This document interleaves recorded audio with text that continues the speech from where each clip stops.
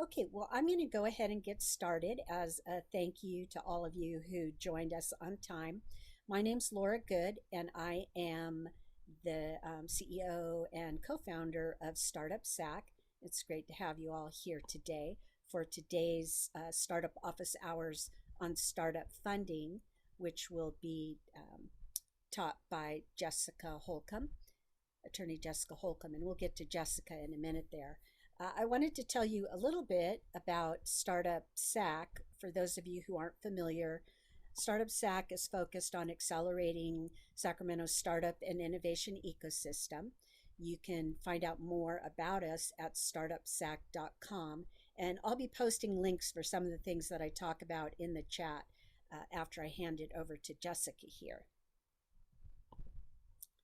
So this wouldn't be possible without support from our sponsors, and our sponsors are SMUD, Winton Law, Bender Insurance Solutions, Clifton Larson Allen, Stoll Reeves, Weintraub Tobin, Holcombe Law Group, Digitally Driven, Moneta Ventures, and Ernst & Young. And now I'd like to okay, this is the part where it's going to get tricky. Show you a short video from SMUD. Oh, you know what? I need to stop sharing my screen because I forgot to click on the share sound thing. You guys are all nodding your heads like, oh yeah, we know all about that. Okay. All right. SMUD presents Clean Power City Champions. I want to live in a clean power city. That's why I drive an electric vehicle. I want to live in a clean power city because I want to help stop the climate change. We want to live in a clean power city. Because we want our first child to inherit a better world. Let's create a clean power city. And join the charge to a cleaner future. Join the charge. Learn how you can join the charge with SMUD at cleanpowercity.org. All right. Okay. So go back to sharing my slides. Okay, so now we're going to get underway with startup funding in today's business environment. I'd like to introduce to you Jessica Holcombe, and go ahead and spotlight Jessica. So attorney Jessica Holcombe founded Holcombe Law Group to continue representing emerging and established companies in key aspects of their operations and strategic goals. Prior to founding the firm, Jessica was a senior corporate attorney with RMKB in Silicon Valley, advising technology, clean energy, medical services, real estate, and telecom companies on business formation, corporate governance, raising funds, equity plans, employment matters, contracts, mergers and acquisitions, e-commerce law, real estate transactions, securities exemptions, private placement memoranda, and IP licensing and protection. Jessica received her JD MBA from the University of California, Davis, and her undergraduate degree from Georgetown University. Jessica speaks German fluently and is a member of the California Bar and the Auburn Chamber of Commerce. So let's all give a hearty willkommen to to Jessica. So with that, I am going to stop sharing my screen and invite Jessica to share hers. Yes, absolutely. And it's a sincere pleasure meeting everyone here today. I really enjoy working with startup companies. I started doing a lot of work in the tech sector when I joined RMPB in Silicon Valley. This was back in 2008. And so I've seen the gamut from equity structuring to financings all the way through the acquisition process. So I know your pain, but I also know the roadmaps legally that can help you stay on the right track. So I'll go ahead and share my screen here.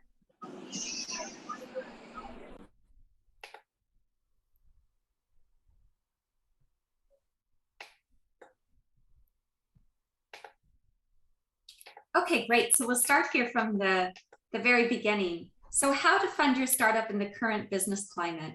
As one of you mentioned, there has been some pushback certainly from certain investors on what their expectations are in terms of investing, given the volatility in the stock market. They want further assurances. They want to know that your business is going to be able to weather a potential recession. Having a great idea is certainly not sufficient just to raise your first seed round. They want to see that you have a viable product or service. Ideally, if you've already run a beta test or you have even a small number of customers, that's some market validation for the possibility that your business will succeed during a potential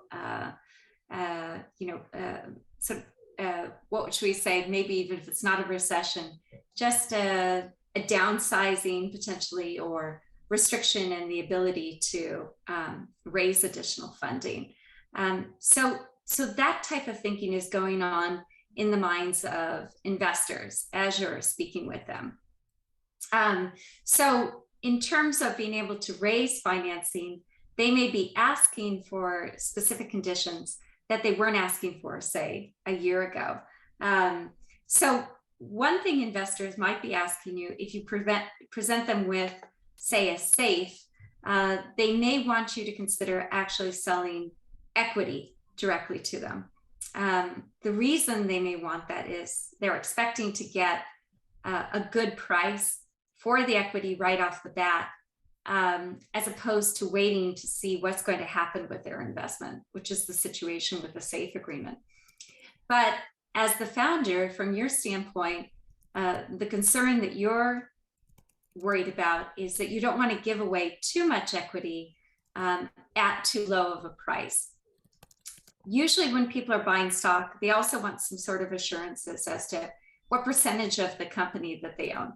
And they get a bit hung up on this percentage. So they may say, I really want 10% of your company if I'm coming in with $500,000, and I don't want to be diluted.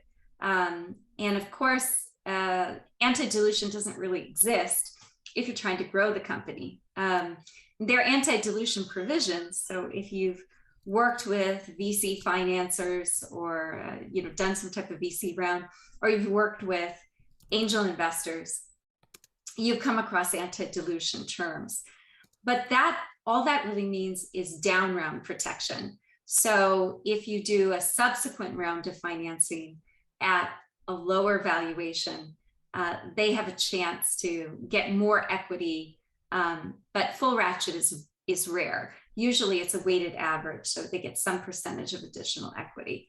But complete anti-dilution is sometimes something, especially if they're early stage investors, or they might be friends and family, they're not fully aware that having anti-dilution provisions basically prevents you from raising any additional equity. So it only works if you have a very closely held small corporation, maybe like a mom and pop or a family owned business that you don't expect to grow. So be a bit wary of that. Founders often sometimes are disappointed to know that they gave away too much stock at too low a price. So if you're planning, for example, to issue options, say to consultants or employees, you probably are in the midst of also doing a 409A valuation to comply with IRS requirements.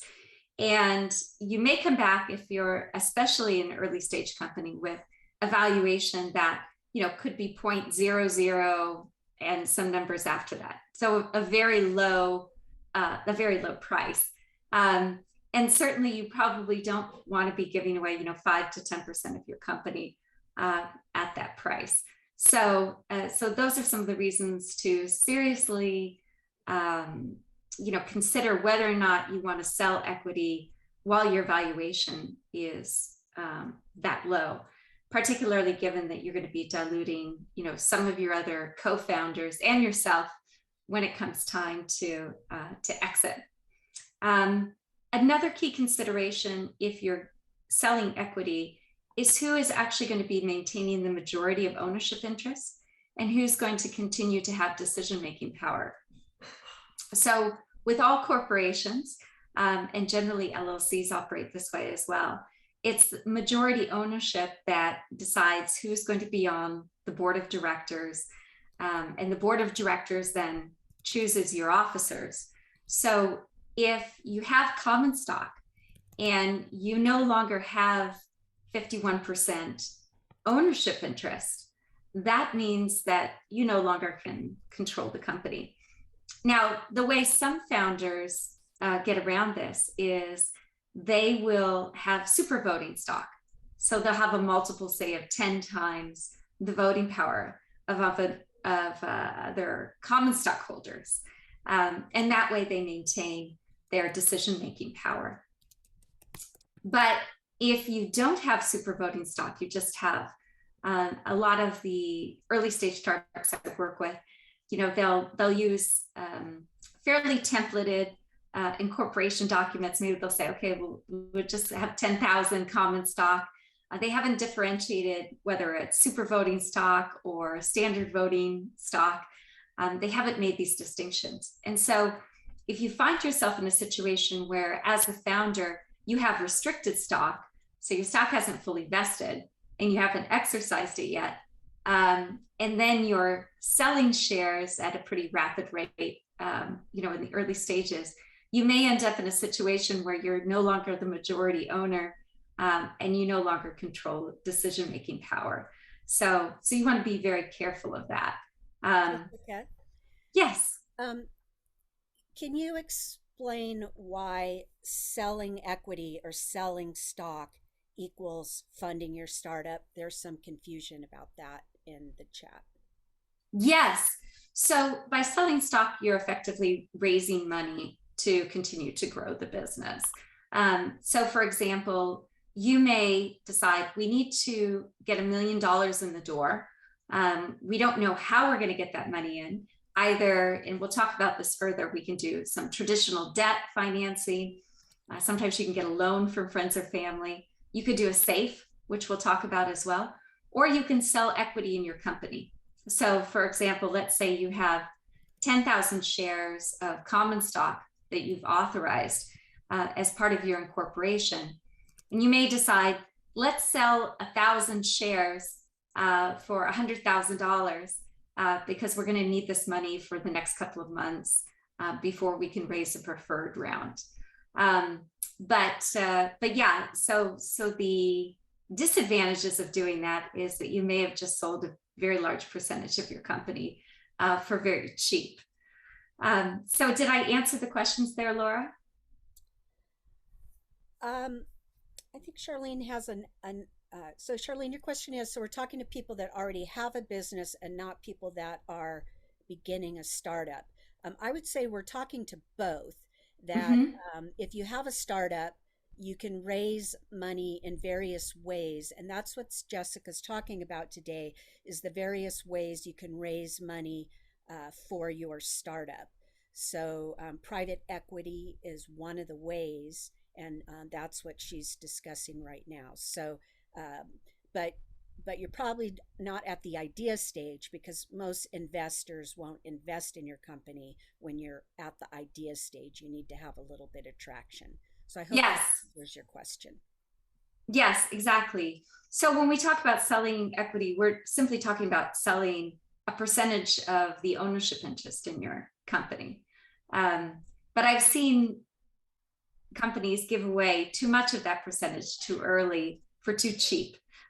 So that's the cautionary tale here. There can also be a lot of arguments over the valuation. So going back to that example of, let's say you have 10,000 shares of common stock, you decide, let's sell 1,000 shares for $100,000. Well, the investor, especially in today's climate, they may say, you don't have any customers yet. you don't really have any business traction, how can you justify that your company is worth $1 million, or that you think your company is going to be worth $50 million, say in 2 years' time? So the valuation discussion is probably, from an investor standpoint, going to be more, they're going to be more cautious and conservative versus maybe what you expect the value of your company to be. Also, if you're doing a 409A valuation to grant options to those who are providing services to you, you want to give them some kind of equity in the company, or to your employees, that 409A valuation may have come back very low. And so it's going to be very difficult to justify to investors that they should be paying a higher price per share than what that 409 valuation actually states. So to reduce some of the headaches, if you do decide to sell equity, I know that sometimes founders are under a bit of pressure. You might have friends or family that really want to own stock in the company. You feel compelled to give them a chance to have a piece of the pie. You also are probably going to be giving at least some form of equity in whether it's options or restricted stock, to fellow co-founders or those who are providing services to you. So, a few things you can do to reduce the headaches if you are giving away some equity. And that is, in your bylaws, you want to be sure that the inspection rights to review corporate records only apply to those who have a certain percentage of ownership interest. So for example, if you're a 10% owner, you have the right to inspect the corporate records. You also have the right to call meetings if you want to call a shareholder meeting. If you don't have these minimal guardrails, so to speak, for allowing review of corporate records or calling meetings, what you can find is that you may have a 1% owner who just decides they have to be heard under all circumstances. And, so they're constantly calling meetings, or they want to come by and take a look at your corporate records, or they have their own counsel that wants to review the corporate records. And it can be very distracting and quite a big headache. So putting some guardrails in place if you do have multiple equity holders, especially with smaller stakes in the company, can be beneficial. So did I answer all of the questions, Laura, regarding concerns about selling equity at an early stage?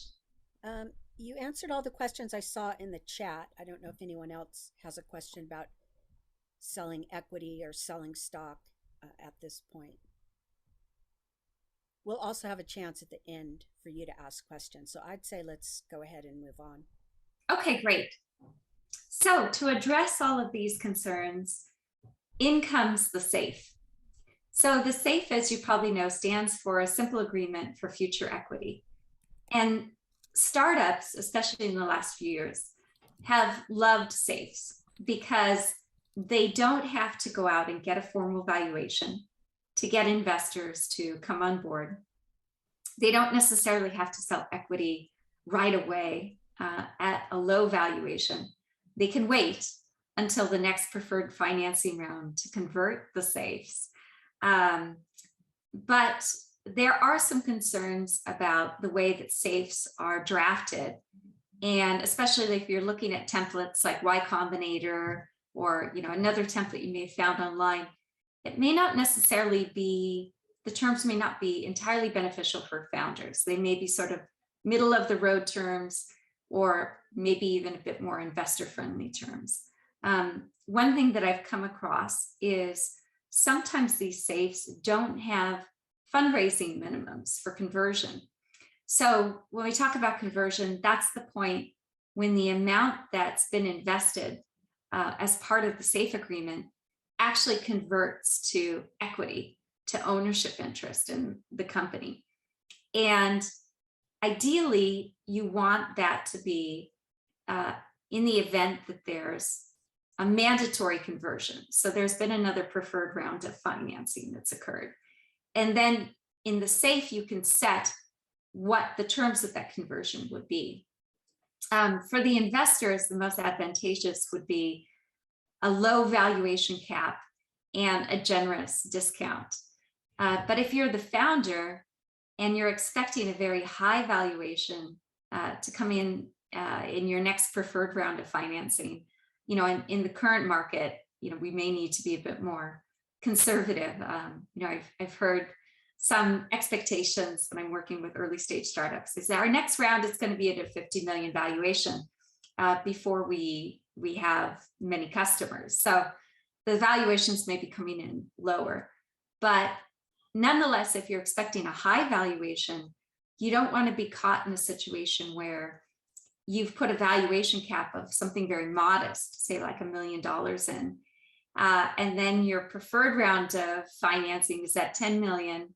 Well, then your SAFE investors just got a significant discount on the true valuation of the company in the preferred financing round. So it's something to be cautious of. So say, for example, the valuation cap is $1 million, and you have an investor come in with 100,000. So basically he's guaranteed to get 10% no matter what. So if the preferred financing round, when the SAFE is supposed to convert, comes in at 10 million, you just gave away $1 million worth of equity, and you may have not intended that to be the case. So what some founders do, if they're expecting a higher valuation or significantly higher valuation post money after the preferred financing, is that they'll only provide a discount off of what that per share price will be in the financing. The discounts tend to range from anywhere like between 10 and 20%. If you see a discount at 30%, that's very generous. You may have some investors ask for that, but that's a pretty hefty discount. The benefit though of the discount is that in that last example I gave, so the 100,000 basically would just convert to a price of 85 cents on the dollar per share versus actually getting 10% of the company at $1 million. So it can significantly reduce the percentage of ownership interest of the SAFE holders if there's a very high valuation during your preferred financing. So any questions so far?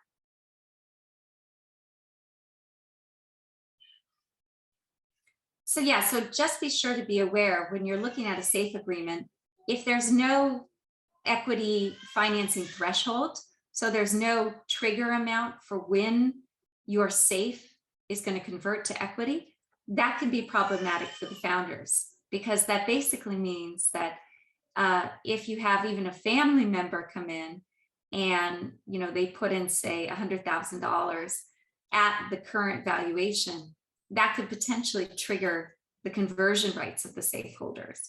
So you definitely want some type of fundraising threshold in there to be sure that any minimal investments that come along prior to the preferred financing doesn't trigger necessarily the mandatory conversion. What some investors will ask for is they want a voluntary conversion at the current fair market value. So you just want to be careful of those types of provisions as well, because then you basically may have just been selling equity to them at the current low fair market value. Where voluntary conversions work is if the investors are willing to wait until, let's say, you don't do a preferred financing within the next 3 years, then at that point, they have the right to convert to common stock, but it will be at the then fair market value, and perhaps you give them a discount based on the discount they would have received during the mandatory conversion. But be wary of, I've started to see a lot of provisions, especially in today's market, because investors are becoming a bit more cautious. They want some more assurances on how their money will be protected. I'm starting to see MFN terms. These are referred to as the most favored nation terms. That means that investors are saying, look, if you give somebody else, if you have a subsequent safe round and you offer those investors better terms than what you offered me, I want to get the same terms.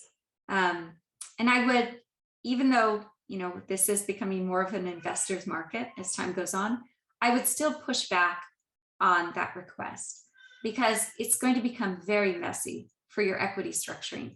And you'll have to go back and not only offer that particular investor in that round the MFN terms, but every other investor as part of the round to be fair. So you won't have issues with minority investors claiming, somehow they were disadvantaged as part of this restructuring. But it's a big mess to try to do this because you've got to change, the cap tables and what the expectations are upon conversion. So I would definitely say no to this. But what you can say, certainly pushing back on investors just to say no is not very diplomatic and doesn't create for a good long-term investor relations. What you can say is, we don't want to have to offer the same terms to all the investors as part of this round. And we don't want to have to restructure our cap table by basically backpedaling because of an MFN clause. But what we are willing... There's a question about asking for an illustration of a cap table. I'm not sure everybody knows what a cap table is. Can you briefly describe that? Yes, so a capitalization table, it's simply who owns the equity in your company. So for example, some early stage companies, they just keep track of this on an Excel spreadsheet.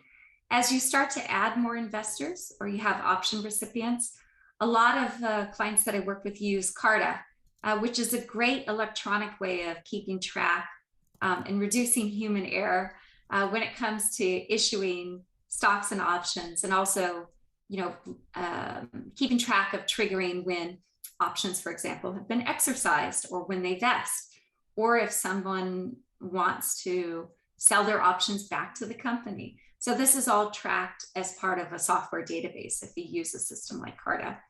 But usually if you have just early stage founders, let's say you have 5 to 10 different investors, you might just keep track of that type of cap table on an Excel spreadsheet. So for example, Bob Howard owns 1,000 shares of common stock, which he purchased on this date at this exercise price.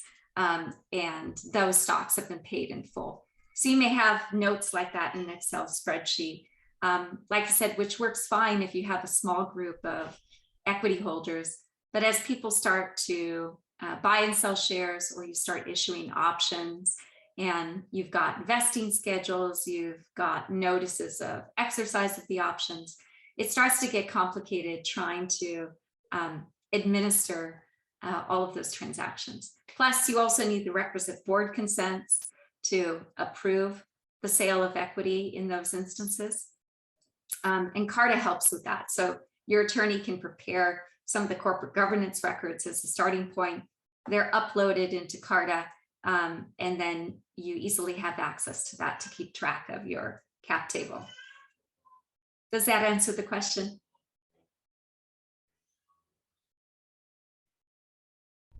I think it does. Okay, great. So rather than having MFN terms, what you can propose to the investors is that you'll have anti-dilution terms based on weighted average metrics. So this is similar to what you'd come across if you were working with a VC in a preferred round. So basically what you're telling the safe investors is, look, if we end up doing a down round after you've converted your equity, you're safe for equity, then we'll give you the same weighted average protections that we would other investors in that preferred round. So whatever the better of the two are, either it's weighted average or whatever's been negotiated as part of that preferred round, to provide you with down round protection. So I think that's going to be particularly important when you talk to investors in the current market. So one other thing that I think takes a lot of founders by surprise is, especially if they offer SAFE agreements that have both a valuation cap and a discount. So basically the investor could get the benefit of either or, is they don't realize what percentage of ownership interest those SAFE holders will actually own in the company at the time of conversion.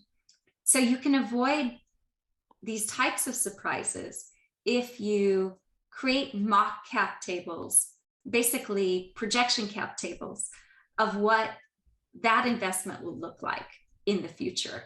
So for example, if you have a valuation cap of $1 million, you're selling a SAFE at 100,000. We know for sure that that investor, if you reach the valuation of $1 million, which is not too difficult, that they're going to own 10% of the company.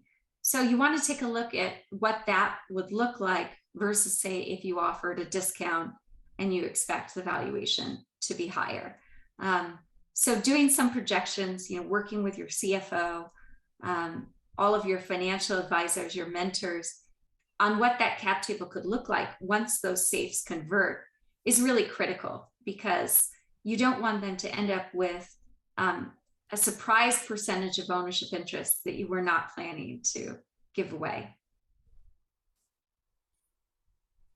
Okay, so those are all the benefits of a SAFE. Now, what you might start to hear investors talk about is, especially because of the volatility in the market, they may say, I don't really want a SAFE because I don't want my investment. I've heard some investors say that. I feel like my investment is just hanging out there in the wind until it converts. And what rights do I have before it converts? I might be waiting 3 years, 5 years. What's my money doing for me in that time? And so they may be more amenable if you are hearing this objection, but this is something, of course, to consider carefully. They may be more amenable to a convertible note versus a SAFE. So convertible notes can function a lot like SAFEs, but the key consideration as founders, you're probably going to be paying much higher interest rates now on those types of notes. The benefit to the investors is that if the notes do convert, they also can convert the interest on payments of the principal into equity. And convertible note holders also have priority over common stockholders or other shareholders.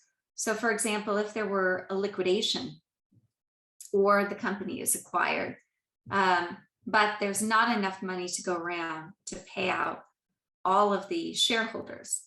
If you're a creditor, if you're a convertible note holder, you have priority over the shareholders of the company, including the founders. So to the extent there is money to go around, you get paid out first. But the downside for the founders is that now you're also paying interest on the principal, whereas you wouldn't have to necessarily with a SAFE. You may also have strict maturity dates as part of the convertible notes. So be very careful with this. I was just working on a financing where this particular early stage company is dealing with a very traditional business. It's a conservative, established company. They're not familiar with the startup world. And they're very strict about what they expect in terms of convertible notes. So for example, they have a very strict maturity date. So at the end of 2 years, if there hasn't been a mandatory conversion of the note as a result of raising, say, $5 million, or as a result of an acquisition, in a certain amount of cash, then you have to repay this note. And a lot of early stage companies I've worked with, they're like, that's 2 years down the road. By then, we'll have done a preferred financing. We're fine. We'll just repay the note. But in today's market environment, you may want to be a bit cautious. Maybe that preferred financing hasn't occurred. Maybe you're not going to see the growth trajectories that you were expecting until maybe 3 to 4 years down the road, as the market starts to ramp up again and people become more optimistic. So you want to be very careful about these strict maturity dates, because this could potentially bankrupt an early stage company. If you've borrowed $1 million, and at the time of the maturity date, if the note holder is not willing to renegotiate the note, which the note holder is under no obligation to do, you could end up paying out, the $800,000 you have left in the bank, but that's the money that you needed to keep the company on the rails. So if someone does want to have a convertible note, I would make sure that if the automatic conversion hasn't occurred, that you have a mandatory conversion at the maturity date to some form of equity, or that the maturity date is automatically postponed, some kind of mechanism in the document to make sure that you're not going to be in a situation where you're required to actually repay that note in full. Are there any questions so far? I haven't seen any in the chat about this. Okay, great. The other thing to consider with convertible notes is sometimes you'll see terms where the note holder will say, I want to make sure that I'm always the most senior debt, that I'm not going to be taking a back seat to other debt financing, like, for example, through a bank or through a larger financial group. And the disadvantage to that is that it's sort of like the same concept with the anti-dilution. You can't go out and raise additional debt if you have a convertible note holder that says, I always need to be the most senior debt. You can't have debts prioritized over my loan. So you want to make sure those provisions aren't there. And if the investors are pushing for that, you'll say, look, the whole point of this note is to make sure that this company grows. And that's really where you're going to make your money. Having a senior debt status is not the goal here, because if we're not able to go out and raise additional debt, that could stump our growth. And if we're not able to grow significantly, then you're not going to really realize much of a return on your investment. So that's the response I typically give to investors that are insisting on the highest priority for their loans. So what about crowdfunding? You may have known some other early stage investors that have decided, let's go with a crowdfunding platform. Yes. Could you just distinguish between equity crowdfunding and then the crowdfunding people know about, like Kickstarter and Indiegogo, where you're actually selling a good? Yes, that's actually a very good point. I'm glad that you raised that, Laura, because when you crowdsource or crowdfund with a product, basically you don't have to worry about any type of securities laws. You don't have to necessarily worry about giving away equity in your company to potentially hundreds of small investors. You're basically just selling a product as a way to fund your business or a service, some way, or maybe basically you're just asking for a donation in exchange for a token item so that you can get your funding off the ground. So in these instances, you don't have to worry about securities exemptions or shareholder rights. You're not selling a portion of your company. You're just selling a little something basically to help get your company or your idea off the ground. I had a cousin actually who had a rock band. And this is how they raised financing, you know, by selling CDs or paraphernalia on Kickstarter to raise funding for their next concert tour. But crowdfunding, in the sense that you want to actually get money from the public in exchange for equity in the company, it sounds like an easy way to raise money, but it's actually quite complicated. So under the Jobs Act, you have to go through a portal. So the SEC requires that you work with a specific portal that advertises these opportunities to potential investors. But there are a lot of requirements. So you need to meet all the reporting requirements. You need to have your financial documents in place, evaluation in place. You have to do a lot of the things you'd be expected to do if you were to raise a traditional financing round.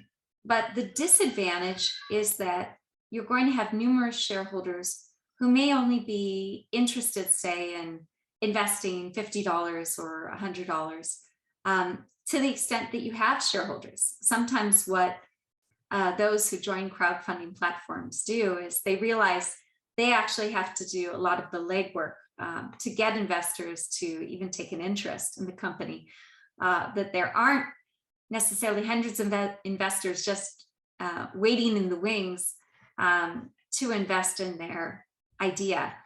But now you have shareholders that you have to be responsible for. Those shareholders have appraisal rights if you were to be acquired. Those shareholders, unless you have non-voting stock, those shareholders also have a right to vote if you call a shareholders meeting. You need to keep track of all these people. And there may have not been as much value added given the minimal amounts that they contributed in exchange for their stock.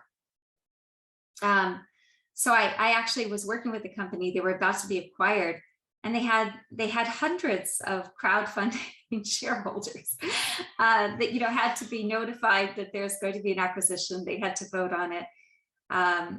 The other thing is that even minority shareholders have a right to vote on matters that might involve a conflict of interest. So these aren't individuals you can just record somewhere in the book and forget about them. They do have shareholder rights. There's also a perception from investors or VCs at a later date, if you want to raise a larger round of financing, that maybe there's something wrong with the company. Why weren't you able to do more of a traditional type of financing, friends and family round or a seed round prior to the preferred round? They may be concerned that there's something about the company that's not appealing to traditional investors, which is why you resorted to crowdfunding. There's some perceptions that this is sort of a last resort to potentially raising money. And a lot of more sophisticated investors don't want to deal with the fact that you may have hundreds of other shareholders, even if they have a large stake in the company. They're just concerned about the convoluted nature of your cap table, given all of the shareholders that are now sort of running around. Crowdfunding also makes it very difficult to maintain the confidentiality of your ideas and of your IP. So because of the level of disclosure that you have to do as part of the investment portals, you need to explain what your current financial situation is, what your marketing plans are. And it gets unruly when you're presenting all of this information to potentially hundreds of potential investors. Being able to keep a lid on confidential information or your proprietary ideas is very difficult when you have that many potential investors running around. So my advice when I'm representing early stage companies is that it's much, much better to find, say, one angel investor that can help you through with a bridge financing, say of $50,000, $100,000 for the next couple of months, before you do a larger financing than trying to raise, say, $5,000 or $10,000 from numerous individuals whom you'll have to somehow keep track of, but who have not contributed a large stake in the company. So those are my thoughts on crowdfunding. I know that some companies do it, and they're glad they did it. They are glad that they have the funding that they needed to get them through a certain bridge period. But again, I'm more of the mind that this is maybe kind of a last resort option versus some of the other financing options. Jessica, there's a couple of questions or comments in the chat. Damien wants to know if crowdfunding can be limited to a set number of investors. Like if you could say, I only want 50 or I only want 100, how that might work. Yeah, I mean, that's something that you can certainly discuss with the crowdfunding portal to decide, hey, we're only offering this investment opportunity for the next 50 to 100 investors. After that, we're not taking any more investors. So that's definitely a possibility. But I mean, given the legwork you're going to do to participate in the crowdfunding, you may be better off, for example, just attending, Laura, of course, knows she's often publicizing all the great events going on in Sacramento, but there are a lot of opportunities to meet potential investors, sometimes at pitch fests. Other times there'll be, various venture capital networking events, both here in Sacramento and the Bay Area, with an opportunity to talk to potential investors. And these investors can write you checks for fairly substantial amounts versus, worrying about trying to get $100 here or $50 there from a large number of unknown and smaller shareholders. And as I mentioned, just because you're on one of these portals doesn't necessarily mean that you're automatically going to find these smaller investors. Sometimes they have to be sort of coaxed or wooed, so to speak, as well. So if you're going to go to all that effort, you might as well be talking to investors that can write larger checks. So, Jessica, Bob brought up a comment about special purpose vehicles, SPVs. I don't know if you're going to talk about that and how that can eliminate some of the problems with having a bazillion investors on your cap table. Is that something well, that's not exactly what he said. That's how I translated it.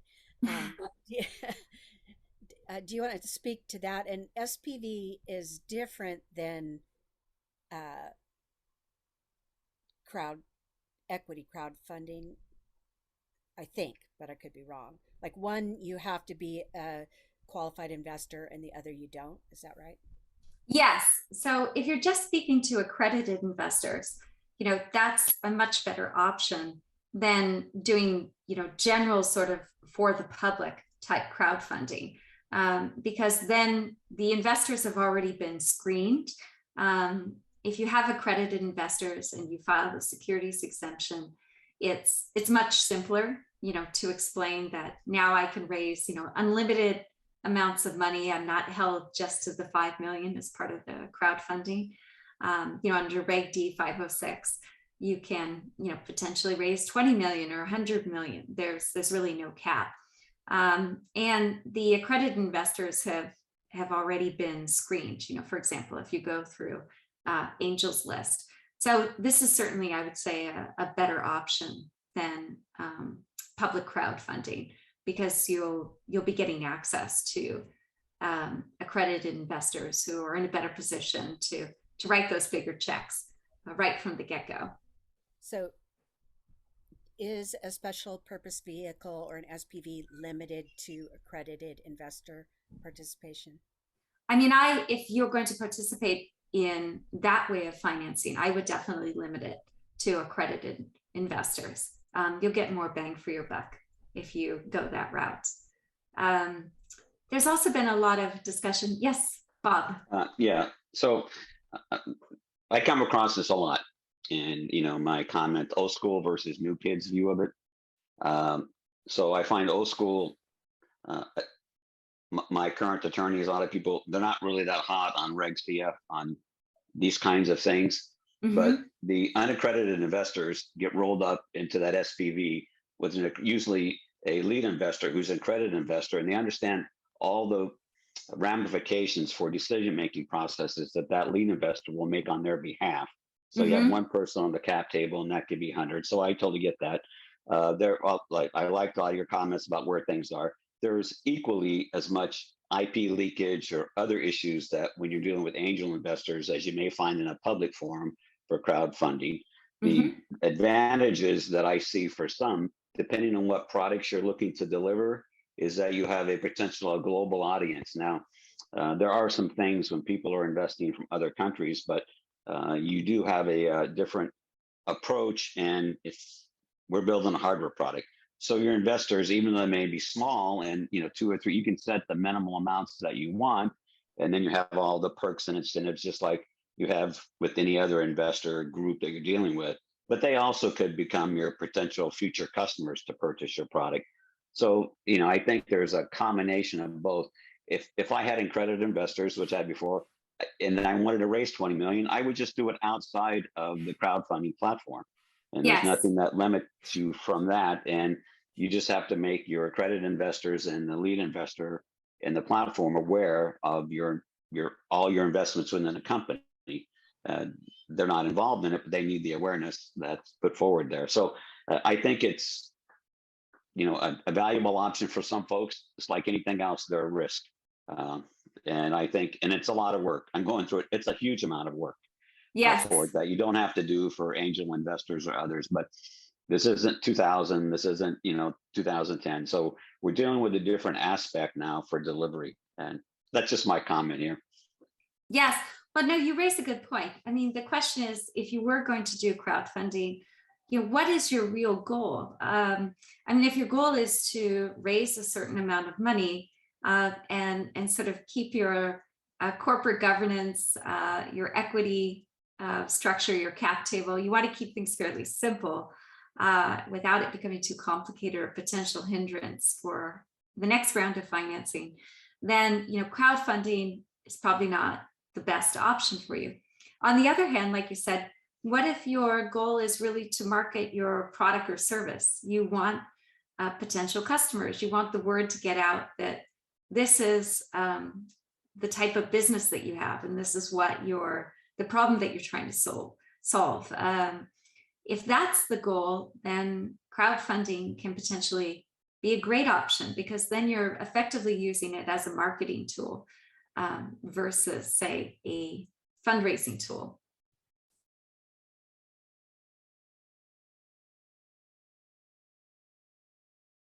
Okay, great. So if we don't do crowdfunding and we don't have a convertible note or safe, and we're not selling equity in the company, what about other traditional debt financing?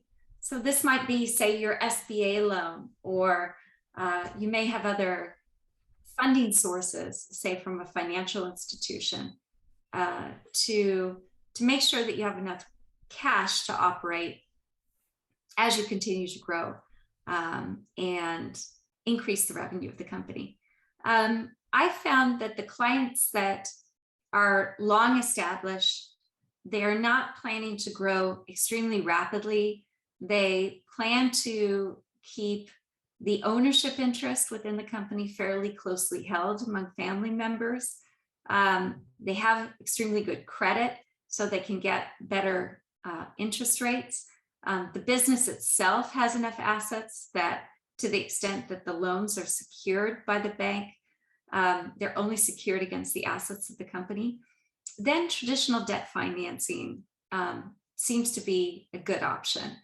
But for early stage companies, you'll find that if you're trying to get a traditional bank loan or through another financial institution, that not only is it difficult to get unless you're willing to put your personal assets on the line, like you're willing to let them secure, say, the equity in your home, for this loan, but you're probably going to be paying high interest rates. You're not going to be able to negotiate terms like you would with other types of convertible notes that they can convert that loan to equity. There also tend to be a lot of restrictions, say like with assignment clauses. For example, I was just working with an early stage company. They got a very low interest loan during the pandemic, a government sponsored loan. And now they've decided to roll the equity of that company into a new startup for fundraising purposes. Well, now we need to go back to the lender and get permission, or we have to repay the loan. So, there are quite strict terms when it comes to your ability to be able to transfer those obligations under the loan as well.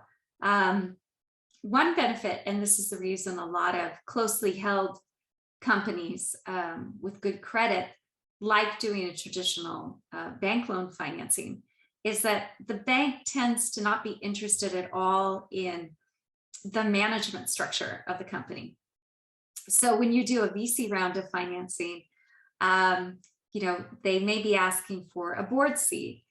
They may require that any actions involving, for example, raising salaries, or if you want to authorize additional shares that you're going to be issuing to employees, all of these matters have to receive the consent of the VC board member. They may also require that you not be able to sell the company under certain circumstances, or they may have dividend requirements as well. And so there was actually a term sheet I was reviewing for a client where the guaranteed dividend payments from the VC round were so high at 10%, and we wanted so much control over the company that I told the client, I said, you might be better off actually just with a bank loan, because the interest on the bank loan will be less than these guaranteed dividends.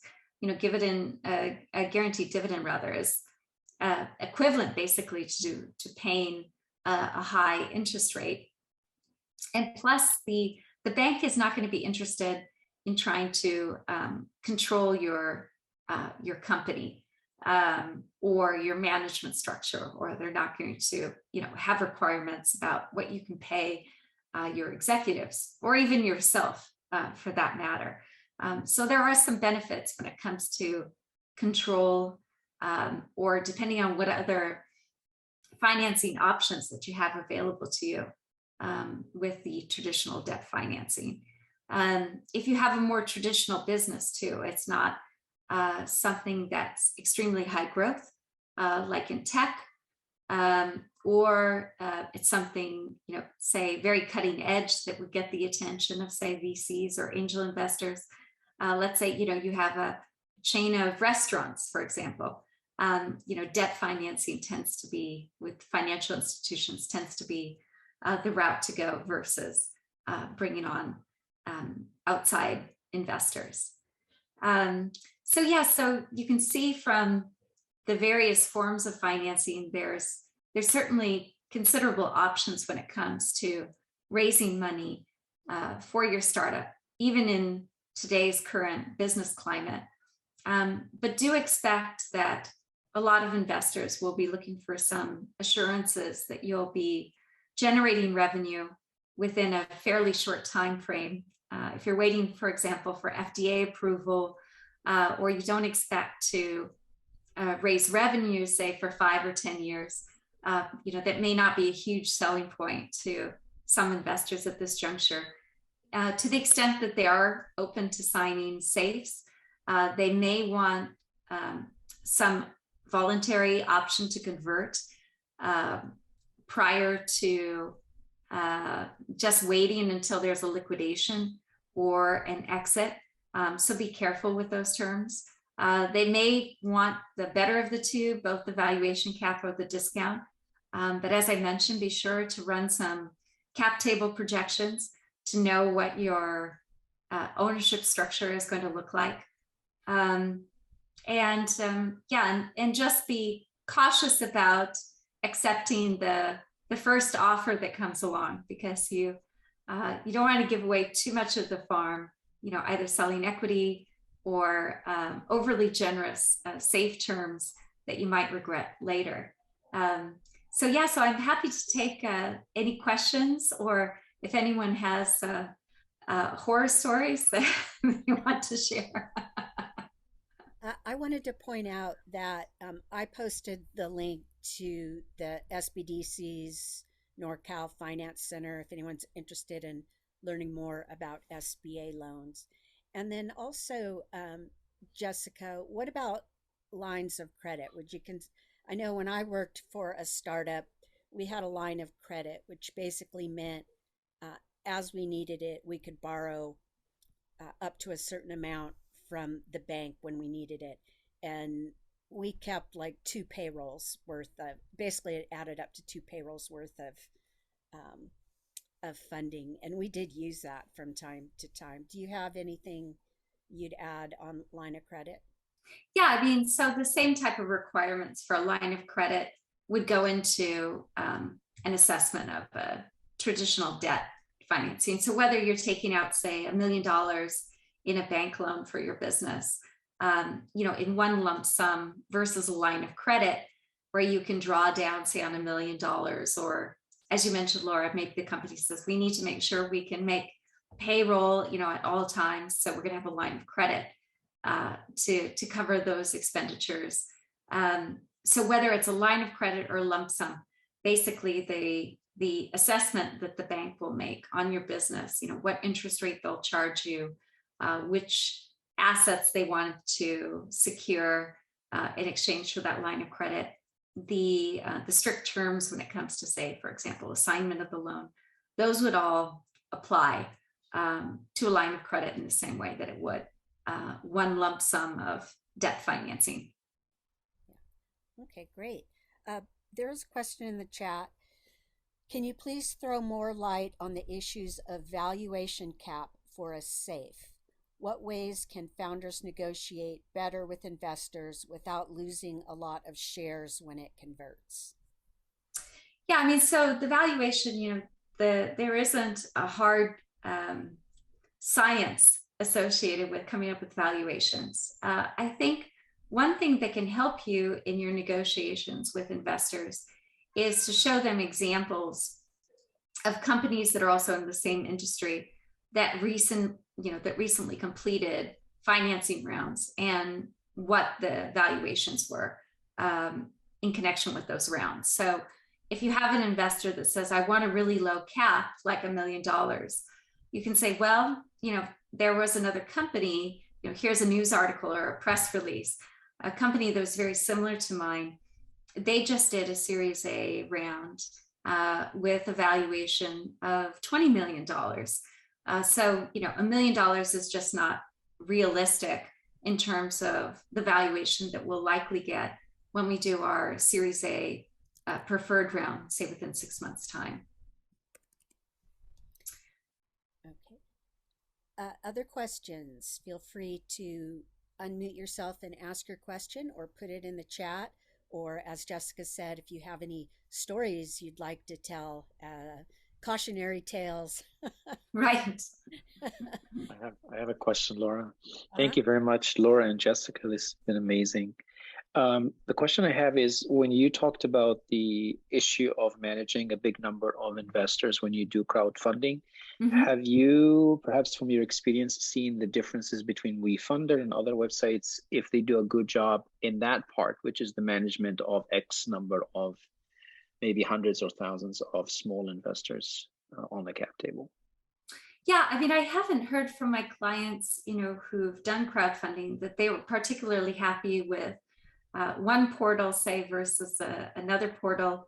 They just had a lot of challenges with the number of investors as they tried to move forward in terms of growth, whether it was through a preferred round of financing or they were going to be acquired, how to account for all of these shareholders suddenly. But I would recommend certainly going through a reputable portal if you decide you do want to do crowdfunding. one that's well established, that's been in the business for several years. Certainly one that doesn't cut corners. They're going to make sure that you're fully in compliance with all of the SEC guidelines. And one that has a lot of participants, because, to Bob's important point, if part of the reason that you are doing crowdfunding is really to get inexpensive marketing among a large audience, then the number of participants on that portal is going to be important to you. Has the law changed? I know when regulation crowdfunding first became possible, there was just a handful of platforms that were authorized to offer regulation crowdfunding. Did the law change? Are there more players out there now? Yeah, I mean, there are more portals available. You can also raise more money. So the original cap of $1 million, that's now been raised to 5 million. There used to be concerns also among early stage companies that if you have, say, an excess of 500 shareholders, the SEC might deem you to be a publicly traded company, which is scary, because of course then you have all the IPO requirements, but without necessarily the money coming in when you go public. But that's changed. So there are exceptions for companies that are using crowdfunding. If you have over 500 investors, you're not going to trigger becoming a publicly traded company in some deemed fashion. You can raise still a substantial amount, 5 million. I think the real question comes back to, is it really worth it? If you can talk to, say, 100 accredited investors that are able to each write you a check, say of 50,000, then, it may not be worth trying to scrape together, say, 20,000, 30,000 from a crowdfunding platform. And then, you can't simply forget about these new shareholders that you have. They do have certain shareholder rights. So those terms that we talked about earlier, certain gatekeeping rights, access to corporate records, ability to be able to call a meeting.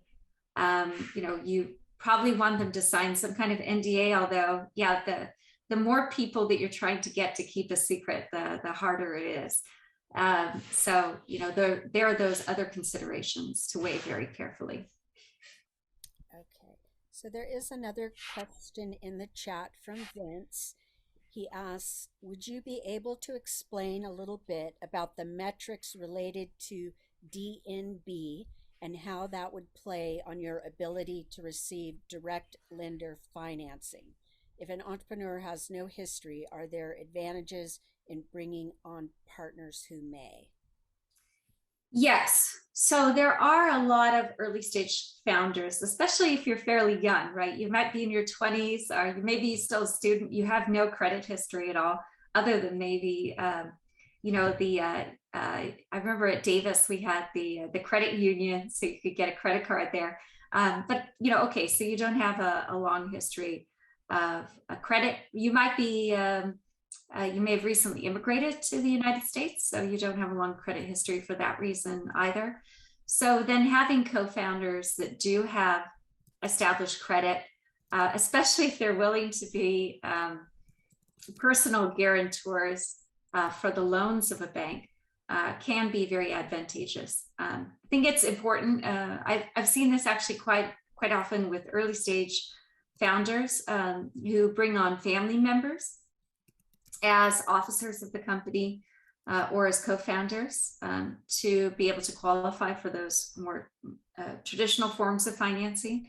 But just make sure that the management expectations, the control expectations are in place. So if you're the founder, if you're the true founder, or you have a co-founder and your expectation is to be able to run the business on your own terms, then make sure that the outside co-founder that's coming in primarily to help you establish credit or to make sure that you can continue to grease the wheels with cash to keep the company going, that they don't have an expectation that they're going to be able to control board decisions, for example, or that the financial decisions will still be in your hands.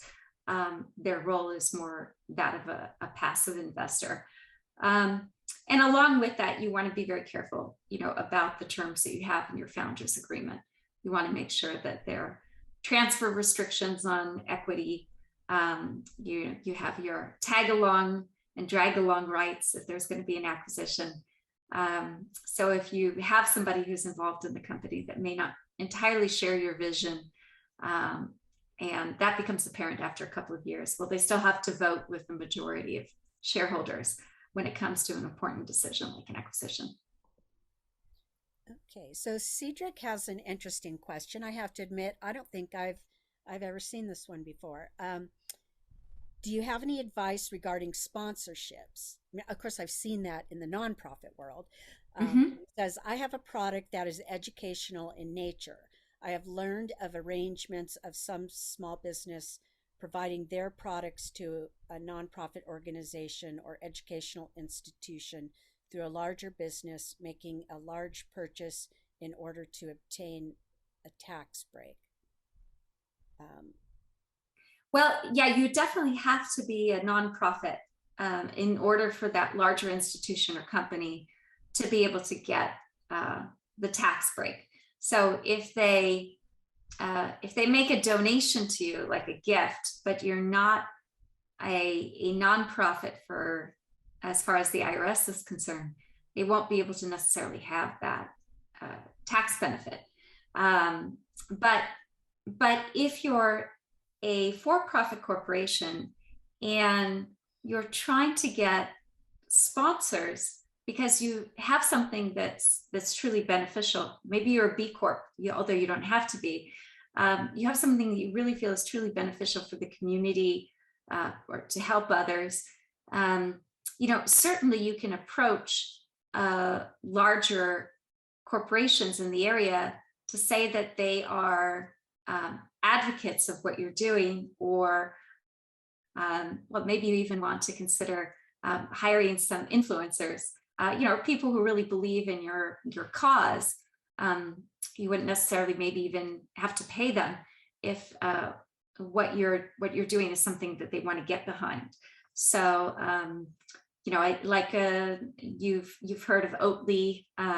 They got Oprah involved early on to advocate for an alternative to dairy. Although they had some other challenges as demand started to rise, being able to keep up with demand. But so certainly you can reach out to those influencers, and they may be willing to do that for free. You could also maybe co-develop products, say with like a university like UC Davis. But just be very careful if you do anything along those lines that you always own the IP. So it's much better, I think, to provide them, I guess, sort of like the original Kickstarter idea. You provide something very minimal in terms of a product or a service for the ability to say that, you've worked with this company, or this company provides you with a recommendation, so to speak, or they provide an endorsement on your website, versus doing the co-development, because that can run into a lot of IP issues when it comes to being able to continue to own your intellectual property and license it the way you see fit. So just be a bit cautious with that. So that reminded me of two things. One is grants, which there are grants available out there through one of the better known ones in the startup world is the National Science Foundation, which has its SBIR and STTR grants, which is worth looking into to see if they're funding a type of project that you might be working on. And grants don't go on your cap table, right? That's right. Yeah, exactly. It's basically free money. So, that's great. If somebody's prepared to give you money, no strings attached, that can really help jumpstart your business without you having to worry about all of the other considerations we discussed, coming up with a valuation, agreeing to the terms of the financing, what the conversion rights will be. You can avoid all of that if you're able to just get a grant. And typically, anyone who's giving away any type of grant funding is not expecting to have any kind of management over the company. I would just be a bit cautious. Sometimes in seeing the terms of grant applications, it can only be used for a specific purpose, or only if your business continues to remain in a certain industry or provide certain services. So you just want to be a bit careful with that, that if you decide to diversify your service offerings, you may be in violation of the terms of the grant, or you have to be very careful about how the money is spent in accordance with the grant requirements. Yeah, and that brings up another point with grants. The reporting requirements can bury you, the ongoing, and sometimes you have to spend the money and then submit a report to get reimbursed. So it could have yes. cash flow issues. Yes, I heard about that from a lot of startups that wanted to get established in Chile. At one point, the country of Chile was offering $40,000 reimbursement for all expenses if you had a startup company. They didn't care what kind of startup. You could be any kind of startup. You didn't have to meet any kind of threshold. But those that did get involved in that, I knew people even that decided to move there specifically for that purpose. But those that did do it told me that, getting reimbursed for expenses, the reporting requirements, it was more involved than they expected it to be. It wasn't as if they landed there and got a check for $40,000. Exactly. And John Sellup has put some great information in. All the federal agencies that conduct research are required by law to reserve a portion of their research budget for small businesses to commercialize innovations. So there's the NIH, the DoD, the USDA, the DOE, and other agencies. And I posted a link in the chat, although it didn't show up as a link. But if you go to opengrants.io, that is actually a local startup here in our region, but they have an easy database to search for grants, and they can also connect you with a grant writer. Okay, so there's a couple questions a lot of questions have come up. Let's see. I don't know if you can read them in the chat, Jessica, or not. Let's see. I'm going to skip the nonprofit related question, right? Or the person who, Bob had a comment on a nonprofit, so go ahead and read.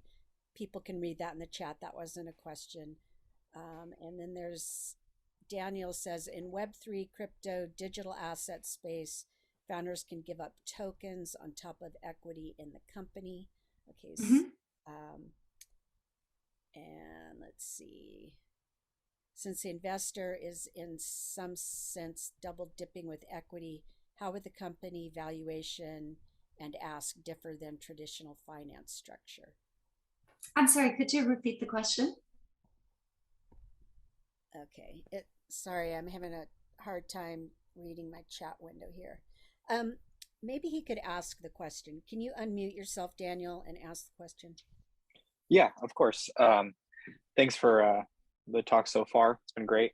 The question is, in the digital asset space, founders can give up equity, and additionally, they can give up token supply. So the tokens can be traded on the market, and they have value as well. So after the investor is vested after a certain period of time, they can go take that. Instead of selling their shares, they can go sell the tokens. Yes. So in some sense, they're double dipping with the equity that they're investing into, because they're getting a synthetic stock of some sort, So we were just wondering, how would the valuation ask differ than just giving up equity as in traditional finance structures? I mean, I think it could be equated to, let's say you had a more traditional company and, you were selling equity, but as part of the sales pitch or the benefit of investing in that particular company, you started to give away some of the assets of the company as well. So let's say you had a car dealership and you said, well, if you're willing to put in $100,000, you also get a new Toyota Camry as part of the deal. So then I think it becomes a question of, okay, well, what is the post-money valuation after the financing is complete? So if you had these 10 investors come in, you got $1 million, but you gave away, 100,000 in assets, then the valuation of the company has gone down because of the assets that you've forfeited, but you got the cash that you needed to continue to operate. Okay, thank you very much. You're welcome. And I don't see any more questions in the chat. Cedric, I see some more people giving you some advice or experience on nonprofit. One thing I wanted to ask about is Shark Tank. So a lot of people's experience with raising money for startups is based on what they observed on Shark Tank, which I think is not the real world, particularly the percent ownership that those investors want in a startup. Can you shed some light on that, Jessica? Is Shark Tank real world? Well, it's, it's highly entertaining. And, it's of course oversimplified. So if they're saying, I want to, give away 20% of the company, say to Mark Cuban, in exchange for $100,000, this is, can it be done? Yes, but, are there other considerations around it? Will Mark Cuban get diluted as that company continues to raise money? Yes. What else is Mark Cuban asking for in exchange for this equity? Does he want a board seat? Does he want to control how much more equity you're raising? Does he want guaranteed dividends? Does he want anti-dilution protection?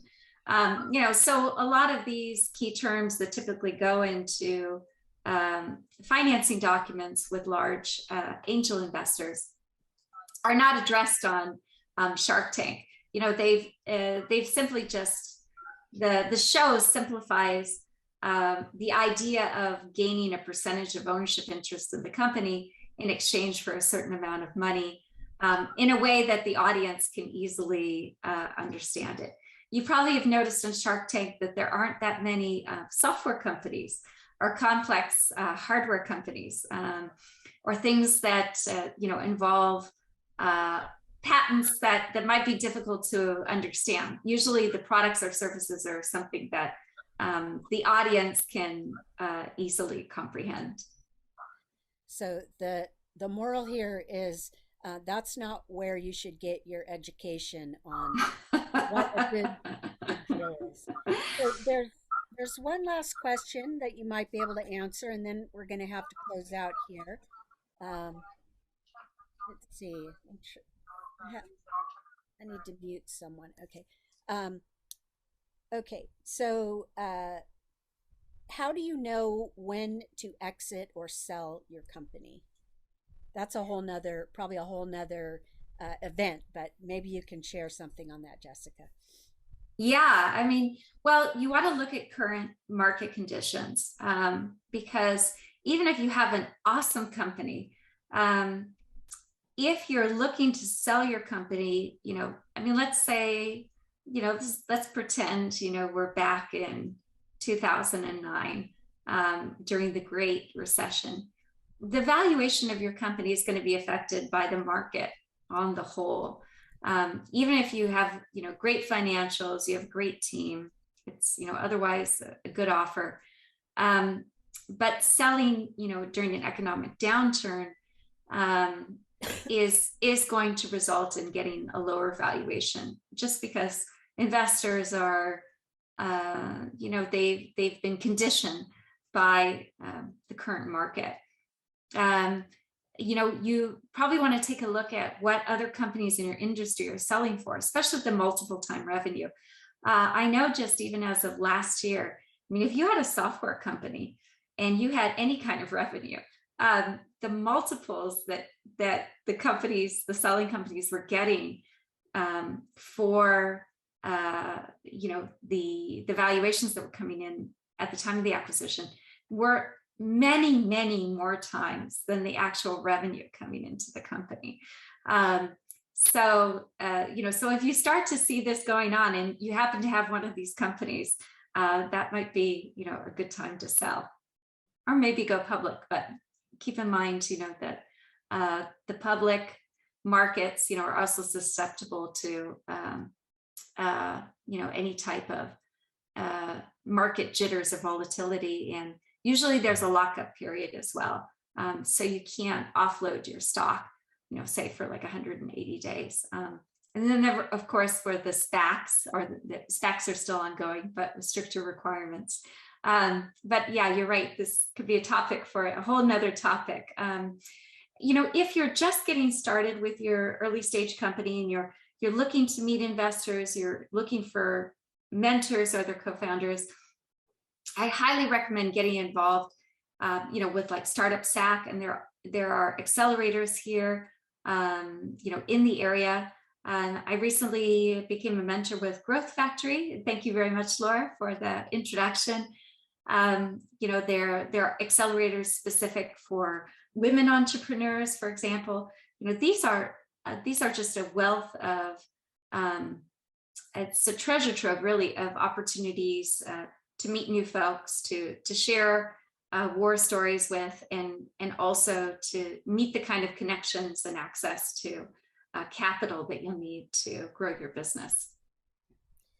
Well, thank you so much, Jessica. We really appreciate this. There's been a request for you to put your contact information in the chat. Also, for those of you who registered, which I think is pretty much everyone, I will be sending you a follow-up email that will include Jessica's contact information, as well as a link to the slides, and if I get it processed, the video, which we will be posting on the StartupSac website. So a couple more things before we go. First, I'm going to post all these links in the chat because I find I can't do two things at once. Let's see.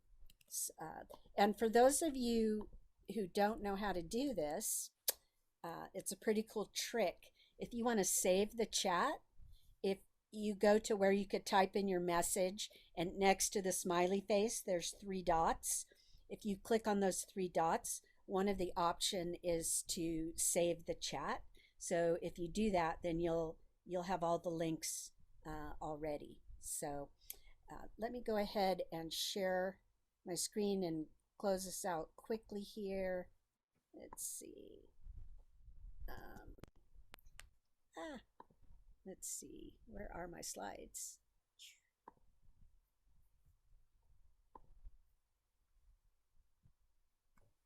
Okay, so as I mentioned, we'll post the video and the slides to the StartupSac website and send you a link early next week, maybe sooner, so that you can check that out again. Also, on our StartupSac website, and I posted the link in the chat, there are archives of past sessions where we have the videos, and on those blogs we also include links to the slides. So, check out our library if there's something else that you'd like to learn. Then I wanted to let you know that next Tuesday is Startup Happy Hour, and our guests will be EV Life and iRate. They're both local startups who started in 2019, not that long ago. One of them won $10,000 in the Pitch Out Grove contest in March, and in April, the other one won $10,000 in the King's Capitalize contest.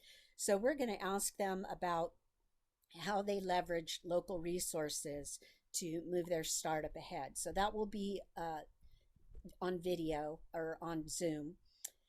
Also, every Wednesday morning is 1 Million Cups. We'd love for you to join that. 2 entrepreneurs share their stories and then get advice and feedback from an audience of their peers. So you can also sign up for the Startup Digest, which comes out every Monday morning and has all the best events for startup founders in the region. I curate that. And then we also have a private group on Facebook, the StartupSac community group, where you can stay connected with other entrepreneurs all the time. And then if there's any if there's any women who are the leaders of tech companies, Fourth Wave is accepting applications through June 17th for their accelerator. And all those links are in the chat right now. So I think that's it. Let's see.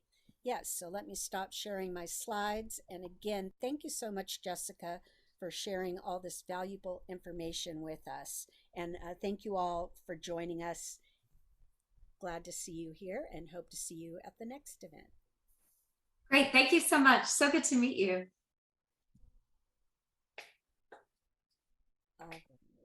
Okay, I'm going to go ahead and close this out. Bye, everyone. Thanks again for joining us. Thanks, Laura.